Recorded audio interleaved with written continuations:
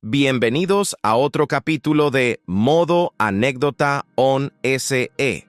En algún momento de nuestras vidas hay sucesos, eventos o circunstancias que parten en dos todo lo que construimos. No siempre lo notamos al instante, pero con el tiempo nos damos cuenta. Existe un antes y un después. Hay momentos que marcan, que nos obligan a cambiar. Algunos llegan como un golpe inesperado, otros se arrastran lentamente hasta que un día despiertas y ya no eres la misma persona. Son decisiones, pérdidas, encuentros, accidentes, viajes, pequeñas cosas que parecen comunes, pero que terminan escribiendo capítulos enteros de nuestra historia. Hoy escucharemos relatos donde todo cambió. Historias contadas en primera persona, donde la vida obligó a mirar distinto, a sentir distinto, a ser distinto. Prepárate, porque estos son los momentos que cambiaron una vida para siempre. Así que pónganse cómodos y abramos este capítulo escuchando la primera historia. El día en que descubrí que mi hermano no era mi hermano. Nunca había pensado que un solo día pudiera dividir mi vida en un antes y un después. Y sin embargo, ese día llegó sin avisar. Como una tormenta que se aproxima sigilosa, casi imperceptible, hasta que golpea con fuerza. Crecí creyendo que tenía un hermano. Mi hermano. El compañero de travesuras, el confidente secreto, el compañero de juegos, discusiones y reconciliaciones. Siempre pensamos que estábamos destinados a ser inseparables, a vivir en paralelo, a compartir un vínculo que nadie podría romper. Nuestra infancia fue común y complicada al mismo tiempo.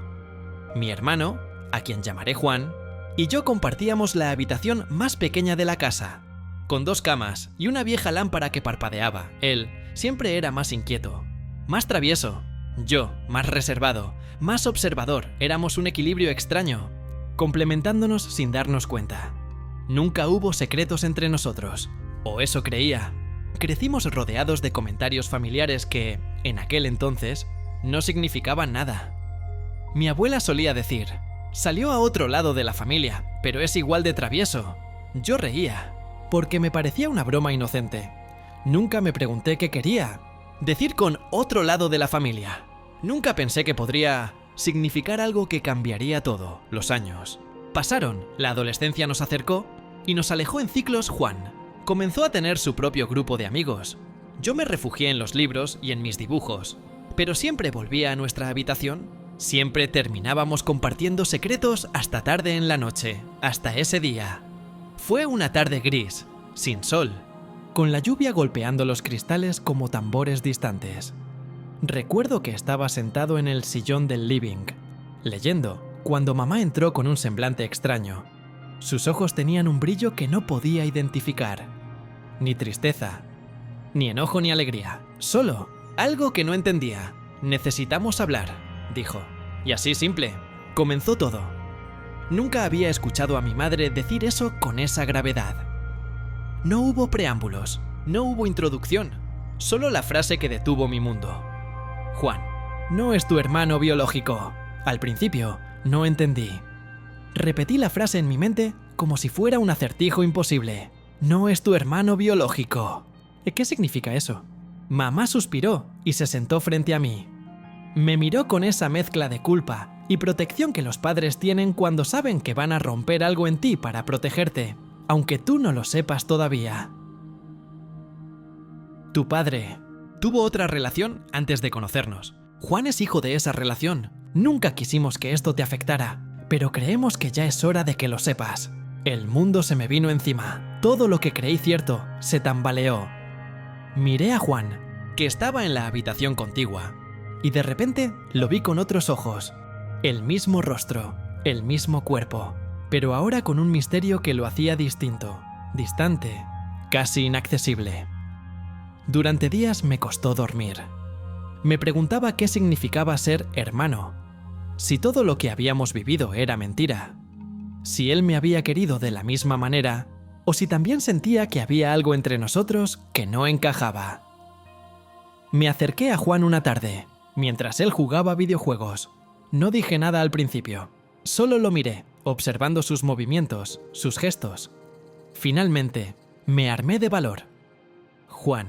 Mamá me dijo lo de antes, sobre nosotros. Él dejó el control sobre la mesa, me miró y por un instante vi miedo en sus ojos, luego alivio. Sí, yo también lo sabía, murmuró. No sabía cómo debía reaccionar. Él me explicó que había sospechado desde niño. Por comentarios, miradas y por algunas fotos viejas que encontró en el álbum familiar. Eso no alivió mi confusión. Si algo era cierto, algo más se quebró dentro de mí. El vínculo que creía inquebrantable ahora estaba marcado por secretos, por silencios y por revelaciones tardías. Pasaron semanas. La rutina siguió, pero con una capa invisible de tensión. No podía mirar a Juan de la misma manera que antes. Y sin embargo, algo curioso ocurrió. A medida que procesaba la verdad, empecé a ver todo lo que realmente importaba. No éramos hermanos de sangre, pero sí lo éramos de elección. Cada recuerdo, cada juego, cada noche compartida, cada palabra de apoyo, eso no desaparecía. Mi relación con los padres también cambió. Comencé a ver sus decisiones con más comprensión, aunque no dejaba de doler la tardanza en decirme la verdad. Aprendí a escuchar sin juzgar, a aceptar la complejidad de la vida, de los errores, de los secretos familiares, que a veces son más un acto de protección que de engaño. Un día, meses después de la revelación, Juan y yo nos sentamos en nuestra vieja habitación. El lugar estaba intacto. La lámpara seguía parpadeando. Los pósters en la pared seguían ahí, como testigos silenciosos de nuestra historia. No hablamos mucho al principio. Solo nos sentamos, hombro con hombro, mirando los viejos juguetes, las fotos de cumpleaños, los álbumes que narraban nuestra infancia. Finalmente, me volví hacia él y dije: supongo que somos hermanos, de alguna manera. Solo que de otra manera. Él rió, un poco nervioso. Sí, supongo que sí. No hubo abrazos dramáticos. No hubo lágrimas forzadas. Solo un silencio compartido que decía más que cualquier palabra. Seguimos siendo parte de la vida del otro, pese a todo. Con el tiempo, entendí algo importante. La verdad, aunque tardía, nos obligó a replantearnos todo. La familia no es solo genética. La familia es tiempo compartido, cuidado, lealtad y memoria. Y aunque el secreto nos separó momentáneamente, también nos enseñó a valorar lo que verdaderamente nos une. Hoy, todavía siento una punzada de incredulidad cuando pienso en aquel día. El día en que supe que todo lo que creí cierto estaba, de alguna manera, incompleto. Pero también sé que esa revelación, dolorosa y confusa, fue un regalo. Nos permitió construir algo más consciente, más genuino, más elegido. No sé si algún día lo entenderé por completo. No sé si alguna vez podré dejar de pensar en la fragilidad de lo que damos por sentado. Solo sé que seguimos aquí, jugando, discutiendo, compartiendo secretos y silencios. Tal vez eso sea suficiente, porque a veces lo que creemos perdido nunca estuvo realmente en peligro. Y lo que creemos eterno puede ser solo un reflejo de nuestra percepción. Aprender a mirar más allá de lo evidente, quizás sea la lección más importante de todas. Cuando sobreviví a un derrumbe en la montaña, nunca pensé que una caminata de fin de semana pudiera cambiarme la vida para siempre.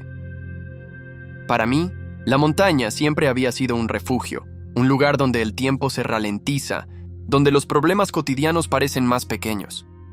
Pero ese día, la montaña decidió recordarme cuán frágiles somos y cuán rápido puede volverse todo en contra de lo que creemos seguro. Salí temprano, cuando el aire aún estaba frío y húmedo. La niebla cubría los picos lejanos, difuminando los árboles y las piedras en un lienzo grisáceo. Yo estaba solo. Quería desconectarme, caminar sin rumbo, escuchar solo mis pasos y mi respiración.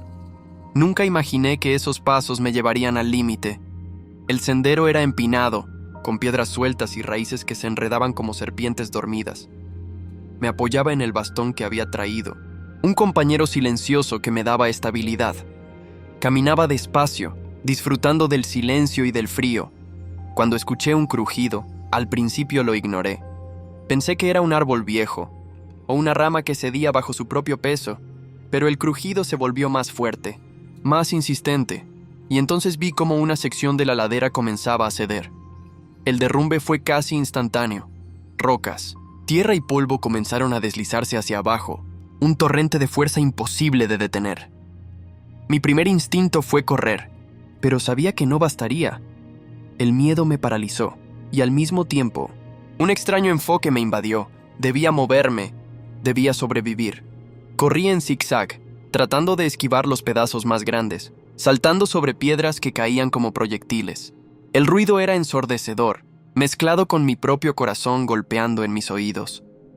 Cada segundo parecía una eternidad, y al mismo tiempo, pasó tan rápido que no recuerdo cuántos metros recorrí antes de que todo se calmara. Cuando el derrumbe terminó, estaba atrapado entre dos rocas grandes. El polvo cubría mi ropa, mi piel, mis pulmones. Me sentí impotente, vulnerable, más pequeño que cualquier pensamiento que hubiera tenido sobre la vida hasta ese momento. Y sin embargo, respiré una vez, dos veces y luego comencé a moverme lentamente buscando una salida, buscando la vida. Horas pasaron, o quizá minutos. El tiempo perdió su sentido mientras avanzaba entre los escombros, con los músculos doloridos y los cortes en la piel. Encontré un pequeño arroyo y bebí un sorbo de agua fría. Sentí como algo dentro de mí se afirmaba. No iba a rendirme. Recuerdo que pensé en mi familia, en amigos, en los momentos que aún quería vivir. No podía dejar que todo terminara allí, entre piedras y polvo. Cada paso era un recordatorio de que la vida es frágil, pero también resistente. Podemos caer, podemos ser aplastados por lo que nos rodea, pero podemos levantarnos si nos aferramos a algo, aunque sea un hilo de esperanza. Cuando finalmente encontré un sendero más estable y vi los primeros rayos de sol filtrándose entre los árboles, sentí una mezcla de alivio y asombro. Sobreviví, y sin embargo, no era el mismo. La montaña me había mostrado su poder, y yo había visto lo rápido que todo puede cambiar. Días después, mientras sanaban mis cortes y recuperaba fuerzas, comprendí algo esencial. La vida es incierta. Todo puede desmoronarse en segundos. Y a veces, solo la conciencia de nuestra propia vulnerabilidad nos hace valorar lo que antes dábamos por sentado. Un paso firme, un respiro profundo, un momento de silencio. Desde entonces, camino por la montaña con un respeto renovado. No solo por la naturaleza, sino por mí mismo, por la vida que me fue prestada y que debo cuidar, no con miedo, sino con atención y gratitud.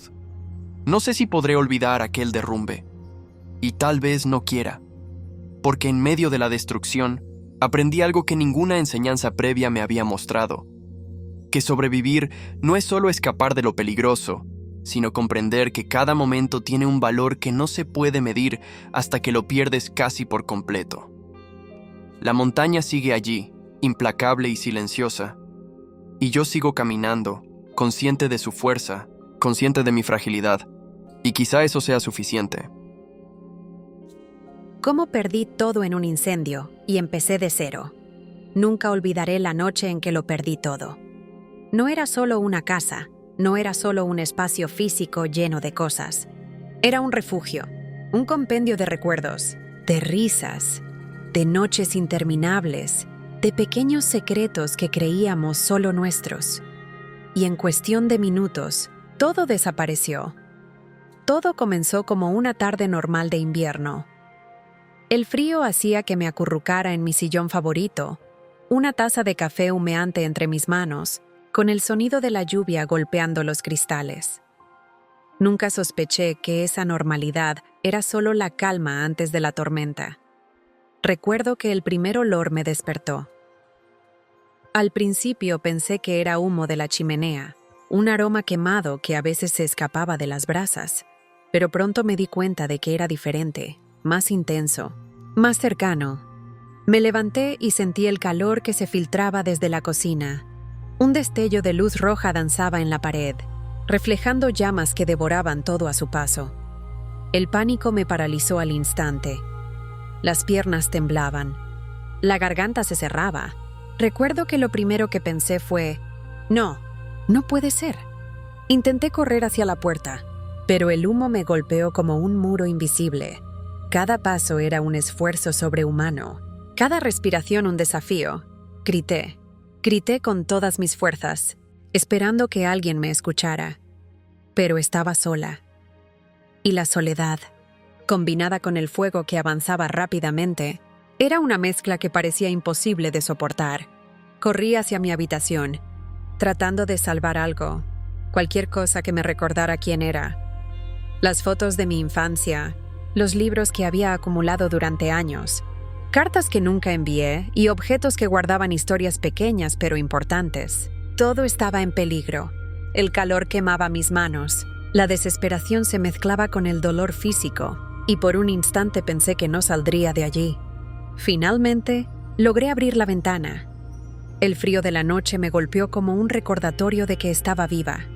Salté, con el corazón latiendo desbocado, con la sensación de que algo fundamental en mí se había quebrado.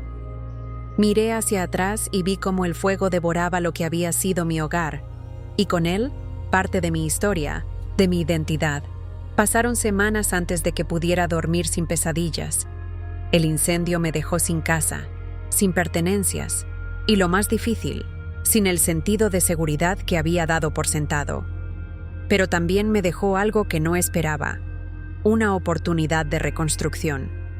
Empecé de cero. Al principio, todo era doloroso. Cada objeto perdido tenía un recuerdo, y cada recuerdo dolía. Pero con el tiempo, aprendí que los recuerdos no viven en las cosas, viven en nosotros. Y que aunque las paredes se derrumbaran, mi capacidad de crear, de sentir, de aprender y de construir no podía ser destruida por un incendio. Encontré refugio temporal en un apartamento pequeño, frío y vacío, pero mío. Con cada objeto que compraba de nuevo, con cada espacio que organizaba, sentía que volvía a tomar control sobre mi vida. No era fácil. Cada noche, la memoria del fuego me visitaba en sueños, recordándome la fragilidad de todo lo que daba por sentado.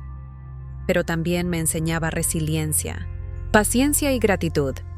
Aprendí a valorar lo esencial: la vida, la salud, las personas que realmente importan, el dinero, los objetos, la comodidad. Todo eso es reemplazable, pero la fuerza interior, la capacidad de levantarse después de la pérdida, eso es lo que realmente define a una persona. Con el tiempo, comencé a reconstruir mi hogar, no solo con ladrillos y muebles, sino con recuerdos nuevos, con amistades renovadas y con experiencias que antes no me habría permitido vivir. Cada pequeña victoria, cada sonrisa después del miedo, era un recordatorio de que podía seguir adelante. El incendio cambió mi perspectiva de la vida. Ya no doy nada por sentado. No espero que la seguridad sea eterna, porque aprendí que la vida puede cambiar en un instante. Pero también aprendí que dentro de ese cambio está la oportunidad de reinventarse, de descubrir fuerzas desconocidas y de redefinir lo que significa hogar y vida. A veces me pregunto qué habría pasado si no hubiera sobrevivido. Si hubiera sucumbido al miedo, a la desesperación, a la incredulidad, y luego sonrío, porque la verdad es que sobreviví. Y al hacerlo, comprendí que el verdadero hogar no es un lugar físico, es la capacidad de continuar, de crecer, de amar y de aprender, incluso cuando todo lo demás se derrumba. El fuego me quitó mucho, pero me dio algo que no esperaba: la certeza de que puedo reconstruirme, de que cada final es también un comienzo, y de que incluso en la pérdida, la vida puede ofrecernos nuevas oportunidades para ser quienes realmente queremos ser. Y aunque nunca olvidaré la noche en que lo perdí todo, he aprendido que la vida no se mide por lo que poseemos, sino por cómo nos levantamos cuando nos lo arrebatan. La vez que un desconocido me salvó la vida, y nunca más lo volví a ver. Nunca olvidaré el día en que un desconocido decidió entrar en mi vida, aunque fuera solo por unos minutos, y cambió todo lo que creía cierto sobre la suerte, el destino y la fragilidad de la existencia. Todo comenzó como cualquier otra tarde de otoño. Caminaba por el parque cercano a mi casa, con los auriculares puestos, la mente ocupada en pensamientos cotidianos, trabajo, facturas, tareas pendientes. No pensaba en nada más que en llegar a casa y perderme en el silencio de mi apartamento. El camino estaba mojado por la lluvia de la noche anterior, Las hojas crujían bajo mis botas y el aire olía a tierra húmeda, a madera mojada, a algo indefinible que siempre me hacía sentir nostálgica. No era un lugar peligroso, al menos no lo parecía. Mientras caminaba distraída, un grupo de personas corría hacia mí gritando, empujando, creando un caos inesperado. Antes de que pudiera reaccionar, vi un coche acercándose demasiado rápido. Un vehículo que parecía imposible de detener en el pavimento mojado. Mi corazón se detuvo. El mundo se ralentizó. Cada segundo era una eternidad. El coche iba directo hacia mí. Y entonces apareció ella, una mujer que nunca había visto antes, que parecía materializarse del aire, me empujó hacia un costado. Justo a tiempo. Caí al suelo, aturdida, con el corazón a punto de estallar. El coche pasó apenas unos centímetros de donde estaba, derrapando y luego frenando violentamente. El motor rugió y el conductor salió gritando, pero yo no podía dejar de mirar a la mujer que me había salvado. No dijo nada. Solo me miró con una calma extraña, con unos ojos que parecían conocer más de mí que yo misma.